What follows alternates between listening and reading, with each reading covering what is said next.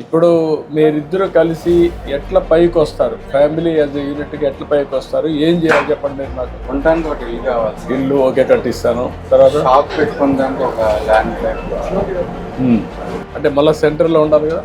ఉండాలి. ఇప్పుడు నేను అన్ని చేయడానికి ఆలోచిస్తున్నా. ఆటోమేషన్ అవి తీసుకొచ్చా ప్రస్తుతానికి మీకు ఉపయోగపడతాయి.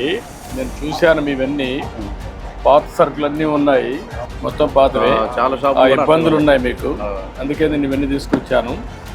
సరే ఇది వాడండి. మీరు ఒక పని చేయండి, వీళ్ళిద్దరికి ఇల్లు కట్టేయాలి. 3 సెంట్లు ఇది ఇచ్చేసి, అదే సమయంలో ఒక షాప్ ఒకటి వీళ్ళకి కట్టేయాలి. ఒక 1 సెంటు ల్యాండ్ తీసుకొని షాప్ కట్టి ఒక మోడర్న్ షాప్ ఒకటి సెట్ చేయాలి. ఎంత అవుతుంది ఎస్టిమేట్స్ తయారు చేయండి. 6 మంత్స్లో కట్టగలుగుతారా? 2 ఇండ్లు, షాపు, దానికి ఏం కావాలన్నా మోడర్న్ షాప్ కట్టి యూ క్యాన్ హ్యాండ్ ఓవర్. ఇప్పుడు మీ మిస్సెస్ బాగాలేదా?